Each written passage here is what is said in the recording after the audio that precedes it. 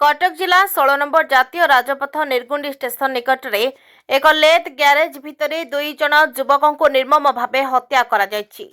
घटनास्थल में Cuttack ग्रामांचल SP Vineet Agarwal, SDPO टांगी थाना अधिकारी साइंटिफिक टीम सहित घटनास्थल में पहुंची मृतदेह को जबत कर पोस्टमार्टम पई कटक बड़ डाक्तरखाना पठाइबा सह विभिन्न दिगरु अधिक तदंत करुछंती।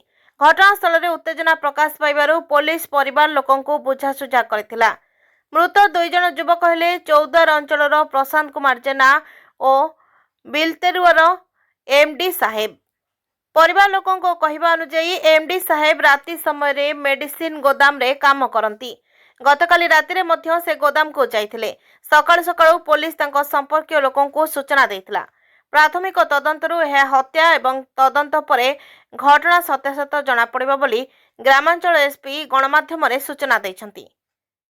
ब्यूरो रिपोर्ट, ओड्रो न्यूज ओडिया।